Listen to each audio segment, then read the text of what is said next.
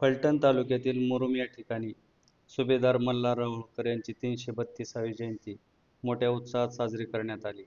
या कार्यक्रमाला विधान परिषदेचे सभापती नामदार प्राध्यापक राम शिंदे साहेब, ग्रामविकास मंत्री जयकुमार गोरे, माजी खासदार रणजितसिंह नाईक निंबाळकर, आमदार सचिन पाटील, स्वरूपराजे खर्डेकर, ॲडव्होकेट रामहरी रुपनवर, उत्तम जानकर, महादेव जानकर, बारगळ मामा, लक्ष्मण हाके, प्रल्हाद पाटील, मुरुमच्या सरपंच प्रियांका बोंद्रे यांच्या प्रमुख उपस्थितीत कार्यक्रम पार पडला. मल्हारराव होळकर यांचा इतिहास दैदिप्यमान असा आहे. मुरुम येथील त्यांच्या जन्मस्थळाच्या विकासासाठी प्रयत्न केले जातील. मल्हारराव होळकर यांच्या मुरुम या जन्मस्थळीस मल्हार सृष्टी उभारण्यासाठी प्रयत्न केला जाईल. हे जन्मस्थळ युवा पिढीसाठी ऊर्जा व प्रेरणास्रोत ठरेल अशा पद्धतीने काम केले जाईल. मल्हारराव होळकर यांच्या जन्मस्थळाच्या विकासासाठी 30 कोटींचा आराखडा तयार करण्यात येईल. या आराखड्यानुसार लवकरच कामाला सुरुवात होईल अशी ग्वाही विधान परिषदेचे सभापती राम शिंदे यांनी यावेळी दिली. यावेळी जिल्हा परिषदेचे अतिरिक्त मुख्य कार्यकारी अधिकारी विश्वास सीर, संयोजन समितीचे शंकरराव माडकर, माणिकराव सोनवलकर, ॲडव्होकेट गोविंद देवकाते, योगेश संकपाळ, पंचक्रोशीतील तसेच अनेक जिल्ह्यातील ग्रामस्थ मोठ्या संख्येने यावेळी उपस्थित होते. धन्यवाद. थोर पराक्रमी प्रखर राष्ट्रपुरुष, स्वराज्य विस्तारकाचे श्रीमंत सुभेदार मल्हारराव होळकर यांच्या जयंतीच्या निमित्तानं त्यांना विनम्र असं अभिवादन करतो. ही जमीन एवढी पवित्र आहे. होळकरशाहीचा जिथे उगम झाला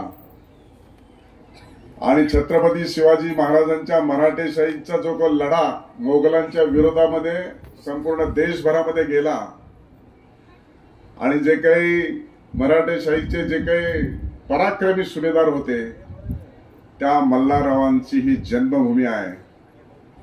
पण या जन्मभूमीमध्ये खऱ्या अर्थानं ही अडगळीत पडली म्हणा, दुर्लक्ष झालं म्हणा, की त्या परिस्थितीमध्ये काय झालं हे माहित नाही.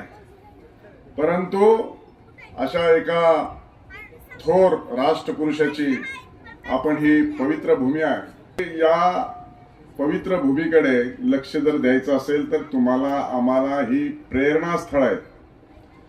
आणि तुमची आमची कोणी जाणीव ठेवतं का नाही मला माहित नाही. पण 332 वर्षाच्या नंतर आपण या दिवशी एकत्र आलो. हा मल्हाररावांचा पराक्रम आजही इतिहास सांगतो. मी ज्यावेळेस मराठी साहित्य संमेलनाच्या प्रसंगी सभापती म्हणून महाराष्ट्राचा दिल्लीमध्ये उपस्थित होतो त्यावेळेस तेथे प्रमुख भाषणामध्ये उल्लेख झाला. तालकटोरा स्टेडियम मध्ये ती जी काही छावणी होते दिल्लीमध्ये होळकरांची छावणी, त्यामध्ये ते तालकटोरा स्टेडियम होतं आणि तिथलं तख्त काबीज करायचं काम मल्हारराव होळकरांनी केलं होतं, यशवंतराव होळकरांनी केलं होतं. आणि म्हणून अशा एका थोर पुरुषाच्या जयंतीच्या निमित्तानं तुम्ही आम्ही एकत्र आलेलो आहोत. पिढ्यानपिढ्या, वर्षानुवर्ष, हजारो वर्ष ही तुम्हा आम्हाला सर्वांना प्रेरणा जर द्यायची असेल तर आता या स्थळाचा, भूमीचा विकास होणं आवश्यक आहे आणि त्या दृष्टिकोनातून प्रयत्न करण्याची आवश्यकता आहे. खरं तर वास्तविक पाहता ग्रामविकास मंत्री यांनी सांगितलं, मला वाटतं ॲडव्होकेट आमचे देवकाते तर खूपच त्याच्या पाठीमागे असतात. निवडणूक लागायची जवळ आली तरी म्हणले शेवट कमाने एवढी सही घेऊन द्या गिरीश महाजन साहेबांची. 30 कोटीचा आराखडा प्रलंबित आहे.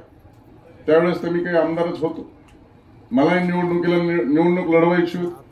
त्यामुळं पर्यटन विभागाकडे आपला तो प्रस्ताव प्रलंबित आहे.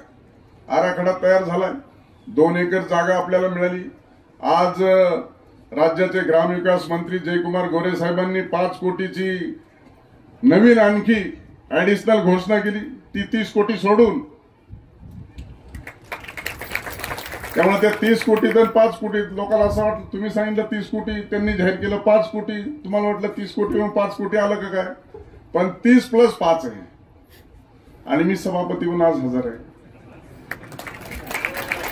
नोंदी घेतोय मी माझं कामच आहे नोंद घेणं. आणि आप्पा म्हणले की तुम्ही पहिल्यांदाच आलेत. बरोबर आहे, मी पहिल्यांदाच आलोय. त्याच्यामुळे सभापती झाल्यानंतर पहिल्यांदा आलो ही पण महत्वाची गोष्ट आहे. आणि आप्पा मी योग्य वेळेला आलो. मध्ये आधी येऊन काही उपयोग होत नव्हता. फक्त बारगळ आले, शिंदे आले, एवढीच चर्चा झाली असती. बारगळ एवढीच चर्चा झाली असती. आता मी नोंदी घेतोय आणि माझ्या समोरच सगळी चर्चा होणार आहे. खासदार साहेबांनी देखील सांगितलं की आता तुमच्याच दालनात बैठक बोलवा, म्हणून तर हजर आहे मी. त्यामुळं खऱ्या अर्थानं हा मल्हारराव होळकरांचा जो काही अटके पार झेंडा लावण्याचं काम केलं, अनेक लढाया जिंकल्या, अपराजित सुभेदार म्हणून जी त्यांची ख्याती आहे, आणि मग आपल्या या भागामध्ये जन्म झालेला व्यक्ती 332 वर्षापूर्वी त्यावेळेस काय वाहनं असतील, काय रस्ते असतील, काय ट्रान्सपोर्टेशनची व्यवस्था असेल, हे जरा कल्पना करा. आणि अशा एका व्यक्तीचा आपल्याला या भागामध्ये परिसरामध्ये जर विकास करायचा असेल तर त्यांच्या नावावर तर 4च गुंठे जागा आहे. पण माणूस प्रतिकूल परिस्थितीवर कसा मात करतो हे मल्हारराव होळकरांचं चरित्र आणि त्यांचे इतिहासातले धडे जर वाचले तर तुम्हाला आम्हाला लक्षात येतं. 4 गुंठ्यात जागामध्ये मामाच्या गावी गेले. मामाच्या गावी गेल्याच्या नंतर बारगळांनी त्यांना सांभाळलं. वडील गेल्याच्या नंतर अतिशय लहान वयामध्ये, आणि त्यांना सांभाळल्याच्या नंतर शेवटी त्यांच्या अंगातच ती रग होती ना, ती त्यांना शांत बसून देत नव्हती.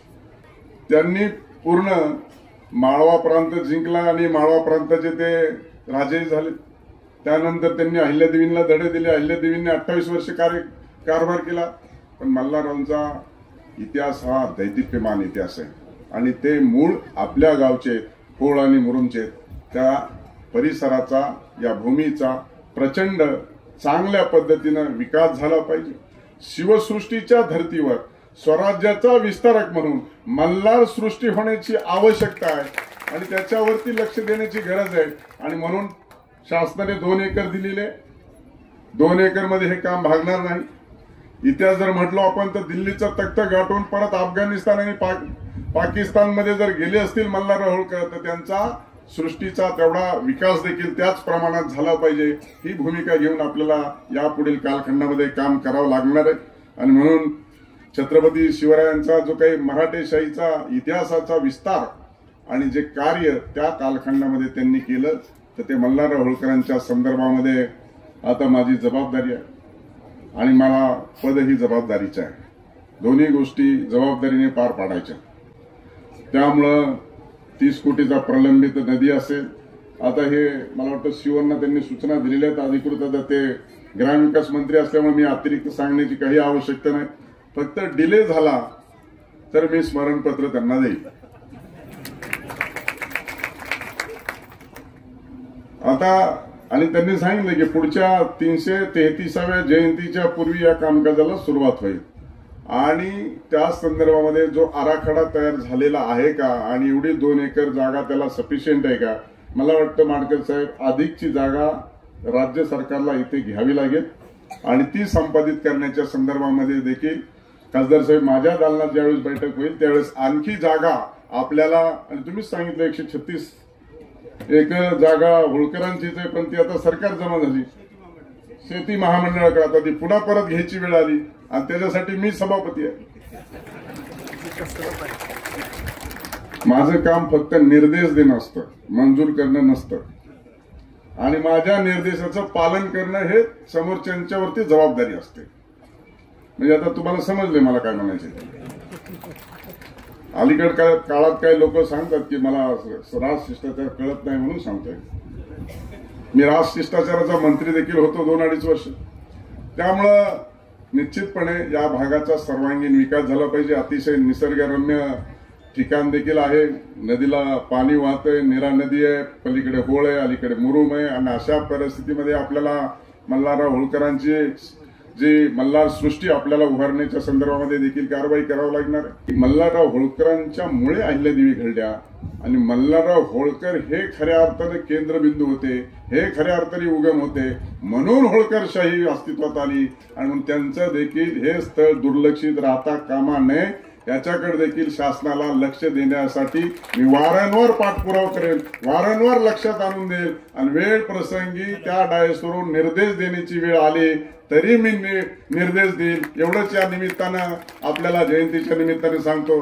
खऱ्या अर्थानं अनेक वर्ष दुर्लक्षित राहिलेलं हे स्थळ आपण सर्वांच्या प्रयत्नाने हे पूर्णत्वाकडे घेऊन जाऊ आणि तुमचं आमचं सर्वांचं संपूर्ण या देशाचं आणि राज्याचं प्रेरणास्थळ म्हणून हे मल्हारराव होळकरांचं जन्मस्थळ आपल्याला विकसित करण्याच्या दृष्टिकोनातून भविष्य काळामध्ये प्रयत्न करण्याची आवश्यकता आहे आणि निश्चितपणे करूया.